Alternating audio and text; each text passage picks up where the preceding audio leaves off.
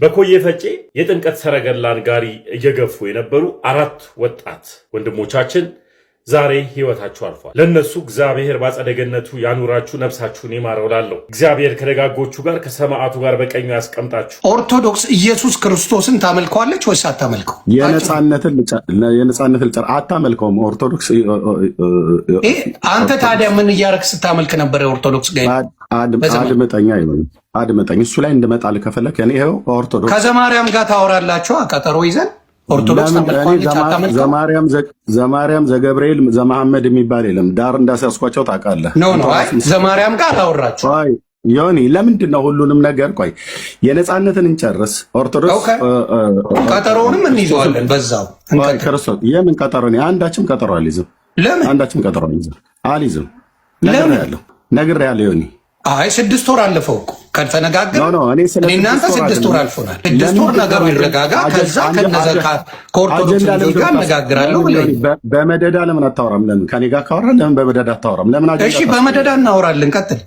ማህተቤን ያወለኩት ለሰው ብዬ ያላደረኩትም ለሰው ብዬም አላወልቀውምና በዚህ አጋጣሚ መላውን የኦርቶዶክስ እምነት ተከታዮችም ይቅርታ ማለት ፈልጋለሁ። በሆነ አጋጣሚ በተፈጠሩ ደሞ አንዱ ፓስተር ጥሌ ምናምን ለውጦኝ ምናምን ክር በጠስኩ ደሞ ያለ ደሞ አንድ ሰው ደሞ አለ ያውን በጥሌ በመጀመሪያ መምህር ዘማርያም ዘለቀን በጣም የማከብረው ነገሮችን ዝም ብሎ በመላምት ሳይሆን በጥልቀት ቤተክርስቲያኗን አስተምሮት የሃይማኖቱን ዕውቀት ሰረርቶ በደንብ የሚያስተምር የሚያገለግል በቤተክርስቲያኗ ላይም በሃይማኖቱ ላይም የሚነሱ መልሶችን በተገቢው መልኩ መልስ የሚሰጥ በጣም ስርዓት ያለው የተማረ ተምሮም የተማረውን ደግሞ ለሌሎች የሚያስተምር ወንድም ነውና መጀመሪያ በጣም አክባሪህ ነኝ።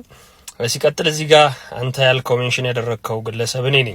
ያው በዚህ አጋጣሚ መላውን የኦርቶዶክስ እምነት ተከታዮችም ይቅርታ ማለት ፈልጋለሁ። በሆነ አጋጣሚ በተፈጠሩ የኔም የእውቀት ማነስ ጥያቄዎቼ እንዲመለሱልኝ ከመፈለግ አንጻር ያነሳኋቸው እንዲሁም ደግሞ የሰው ልጅ ደካማ ስለሆነ እኔም ሰው ስለሆንኩኝ በድክመቴ በፈጠርኳቸው ነገሮች ያሳዘንኳችሁም ያዘናችሁልኝም ያዘናችሁብኝም ሰዎች ከልብ ይቅርታ ማለት እፈልጋለሁ። ምክንያቱም ከልጅነት ጀምሮ የነበሩ ጥያቄዎች አድገው እዚህ ጋር ደርሰው ነበር። ሶሻል ሚዲያ ላይ ደግሞ ስትመጡ እኔ በባህሬ የተሰሙኝን ነገሮች ፊት ለፊት የምናገር ሰው ስለነበርኩ ሰዎችን ለመጉዳት ለማስቀየም ሳይሆን ነገሮችን በቃ በግልጽ ማወራ ሰው ስለነበርኩ ነውና ያ በግልጽነት ያወራኋቸው ነገሮች ያስቀየሟችሁ ሰዎች አላችሁና በተለይ የኦርቶዶክስ እምነት ተከታዮች ከልብ ይቅርታ ማለት እፈልጋለሁ። ወንድሜ ዘማርያም እንዳለው እዚህ ጋር ነብይ ጥላሁን ክሬን አስበጥሶኛል እኔ አላልኩም። ሶፊ ቆራርጦ ለቲክቶክ እንዲመች ስለ ፖስተው ነው። በሰዓቱ ግን ሙሉ ፖድካስቱን የሚያያችሁ ሰዎች ትረዱታላችሁ ብዬ አስባለሁ። ማህተቤን አውልቄ ነበር። ማህተቤን ያወለኩት ለምንድን ነው? በብዙ ጥያቄዎች ውስጥ ስለነበርኩኝ እንደገና በዛ ሁኔታ ውስጥ ሆኜ የማደርጋቸው ነገሮች ያው ማህተባችን አንገታችን ላይ ሲኖር ምንድነው የሚሆነው? የሆነ ጥፋት ስናጠፋ የሆነ ነገር ስናደርግ አይ ኦርቶዶክሶች ብለው በጅምላ የሚጨፈጭፉ ኦርቶዶክስን ለመናገር አሰፍስፈው ያሉ ሰዎች ስላሉ እኔ ጥያቄዎቹ ስለነበርኩ የምፈልጋቸውን ነገሮች እንዲመለሱልኝ እንዲሁም ብዙ ነገሮችን እያነሳው ስለነበር በዛ ሰዓት በራሴ ፈቃድ ማህተቤን አውልቄው ነበር። ምክንያቱም ኦርቶዶክስ ሆኖ የመኖር እንትኑ ላይ ስላልነበርኩ ጥያቄዎች ስለነበሩኝ በእኔ ምክንያት የምትሰደብ ሃይማኖትም ቤተክርስቲያንም እንድትኖር ስለማልፈልግ ማህተቤን አውልቄው ነበር እንጂ ሶፊ ቆራርጦ እንዳወጣው ጥላሁን ጋር ከሄድኩ በኋላ አይደለም ማህተቤን ያወለኩት። ለሰው ብዬ ያላደረኩትም ለሰው ብዬም አላወልቀውምና በሰዓቱ ግን ከልጅነት ጀምሮ የፕሮቴስታንት መዝሙር የመስማት ቸርች የሚሄድ ምናምን ልምድ ስለነበረ አድጎ ኦርቶዶክስ ሆኜ በኖርኩበትም ሰዓት ጥያቄ ፈጥሮብኝ ወደ ያልተገባ ነገር ሄጄ ነበር።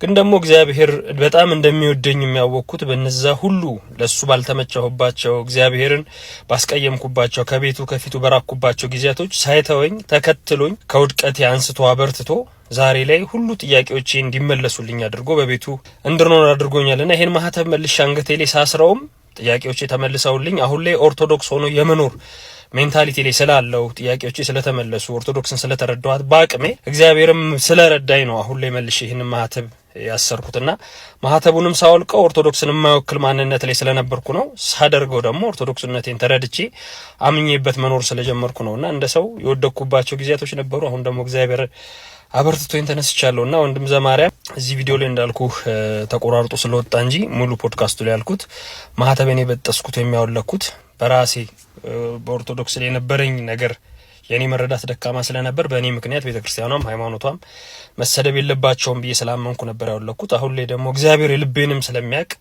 የእውነት ስፈልገውም እንደነበር ስለተረዳም ነው ብዬ አምናለሁና ከዛ አንፃር ነው ይሄንን ለማለት ነው። አመሰግናለሁ። ጥያቄ አለኝ። ከኦርቶዶክስ ተቋም ወደ ጴንጤ ተቋም የተዘዋወራችሁ እዛ በነበርኩኝ ጊዜ ዲያቆን ነበርኩኝ፣ ታቦት ተሸካሚ ቄስ ነበርኩኝ፣ አገልጋይ ነበርኩኝ የምትሉ ሞቲቫችሁ ምንድነው? እዛ በነበራችሁበት ጊዜ ከተጣላችሁ በኋላ ባለው ሁኔታ ወደዚህኛው ተቋም ተዘዋወራችሁ ወይስ እውነትም ኢየሱስ ክርስቶስ ገብቷችሁ እውነትም የኢየሱስ ክርስቶስ ፍቅር አማሏችሁ ነው ወደዚህ የመጣችሁት? እዛ ኢየሱስ እየተሰበከ አይደለም ብላችሁ ስላሰባችሁ ኢየሱስ እንዲሰበክ ነው አላማችሁ? ኢየሱስ እንዲታይ ነው አላማችሁ? ወይስ እዛ የተጣላችሁበትና የወጣችሁበትን ጉዳይ በዚህኛው ተቋም ተከልላችሁ እነዛን አታክ ለማድረግ እላችሁን ለመወጣት ቂም በቀላችሁን በዚህኛው ተቋም ተሸፍናችሁ ያንን ቂማችሁን ለመወጣት ነው የመጣችሁት? ትዝታው ሳሙኤል የምዘምረው ዝማሬ የእውነትም መንፈስ ቅዱስ ሰጥቶ እግዚአብሔር ደስ እንዲያሰኘው መስዋዕቱ በዝማሬው በቅኔው ያ መስዋዕት በእግዚአብሔር ዘንድ ደርሶ እግዚአብሔር እንዲደሰትበት እንዲያሸተው አይደለም። የልህ መዝሙር ነው ያወጣ። ማርያም ምን አለች? ጌታዬ ነው አለች። ነይ ነይ ናና ኢየሱስ። እውነትም ይሄ ዝማሬ ኢየሱስ ክርስቶስን ያከብረዋል ብለህ አይደለም ያመጣው፣ የእልህ ነው። ስለ ኢየሱስ ክርስቶስ አዳኝነት፣ ስለ ኢየሱስ ፍቅር በማስተዋልና በጥበብ ኦርቶዶክሶች ኢየሱስን ይበልጥ እንዲወዱት፣ ወደ ኢየሱስ ይበልጥ እንዲጠጉ፣ ወደ ኢየሱስ እንዲመጡ አድርገህ ለ15 ሰከንድ ስትሰብክ ሰምቼ አላውቅም። ከነሱ ጋር እንዲሁ እየተሳለክ እየተሳሳክ እያላገጥክ እልህን ስትወጣ ነው የማየው። ምን አይነት ነገር ውስጥ እንደገባ ጭራሽ ብለበለ ደግሞ አሁን ደግሞ ከሐሰተኛ ነቢያት ጋር ግሩፕ ፈጥራል። ወዴት እየሄድክ ነው? እየጣፋ ነው። ተመለስ። ትዝታው ሳሙኤል በጋሻው ስብከትህን ወደው ነበር በፊት። በጋሻው እግዚአብሔር እንዴት ሩሩህ እንደሆነ መሐሪ እንደሆነ ፍቅር እንደሆነ ኢየሱስ ክርስቶስ እንዴት ጠላቶቹን እንኳን ይወድ እንደነበረ እንዴት ከሰው ልጆች ከሚጠሉት ጋር ተቀራርቦ አጎንብሶ ያገለግላቸው እንደነበረ ባንተ ላይ ኢየሱስን ማሳየት ሲገባ የስንት ዘመን ቂምህን ተሸክመህ እስከ ዛሬ ድረስ ተቀምጠ ሰዎች እየሞቱ ህፃናት እየተገደሉ አዋቂዎች እየሞቱ በሰው ደም ላይ ቆመ እግዚአብሔር እየተበቀላቸው ያንተን መጽሐፍ ስላቃጠሉ እየተበቀላቸው እንደሆነ ስትናገር ትንሽ እንኳን ማታፈር። ምን ልታደርጉ ነው የመጣችሁት? በዚህ ተቋም ውስጥ ከተቋም ላይ ተዘዋወራችሁት ወይስ ልባችሁ ነው የተቀየረው? ራሳችሁን ጠይቁ። ኢየሱስ ፍቅር ነው። ሌሎቻችሁም እየመጣችሁ እንዲህ የምትባሉት እንዲህ ቤት እያላችሁ የምትቦጫጨቁት ኦርቶዶክስ መጽሐፍ ቅዱስን እንድትሰብክ ክርስቶስ ኢየሱስን እንድትናገር በቃ ክርስቶስ ኢየሱስ ጎልቶ እንዲወጣ እንጂ እንዲጠፋ አይደለም። በፍቅሩ ማለው ወደ ኢየሱስ እንዲጠጉ ኢየሱስን እንዲሰብኩ ሌላው ላይ ያለው አቴንሽናቸው ተነስቶ ክርስቶስ ላይ ብቻ ፎከሳቸው እንዲሆን ይሄንን በፍቅር እንድንነግራቸው የኢየሱስ ፍቅር ዲፕሊ እንዲገባቸው ፎከሳቸው ኢየሱስ ላይ ብቻ እንዲሆን የምናደርግበት መንገድ ነው ወይስ ዲቤት እያላችሁ እየገባችሁ አንዱ ማሸነፉን ይሄንን ተናገረው ይሄንን መለሰለት አፉን ያዘጋው ያኛው ደግሞ ይላል ለሐጭ በላጭ ነው ማድረግህ እንባ በእንባ ነው የምትሆነው ናገባ ናይዋጣልን። ምን አይነት ስብከት ነው? ምን አይነት ነገር ነው ይሄ? ወደ ክርስቶስ ኢየሱስ ነፍሳት እንዲመጡ ነፍሳትን ለማሸነፍ ነው ዊል ለማድረግ ነው ወደ ክርስቶስ ኢየሱስ?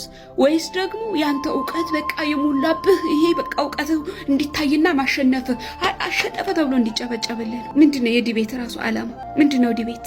ተከራከሩ የተባለበት ቦታ ፖዚቲቭ እና ኔጌቲቭሊ ክርክር ተብሎ መጽሐፍ ቅዱስ ላይ የተቀመጠበት ቦታ የቱ ጋር ነው? አትከራከር ነው ያለው። ኢየሱስን ስበክ እንጂ ተከራከር አላለህም። በጴንጤቆስት ተቋም ተከልላችሁና ተሸፍናችሁ ሌላውን የተጣላችሁትን የተባረራችሁበትን ተቋም አታክ የምታደርጉበት መሸሸጊያ አይደለም። እልሃችሁን የምትወጡበት ቂም በቀላችሁን የምትወጡበት አይደለም። ክርስቶስ ኢየሱስ የእውነትም ገብቷችሁ ኢየሱስን ፈልጋችሁ መታችሁ ከሆነ ኢየሱስን አሳዩ፣ ፍቅራችሁን አሳዩ፣ ኢየሱስን ስበኩ።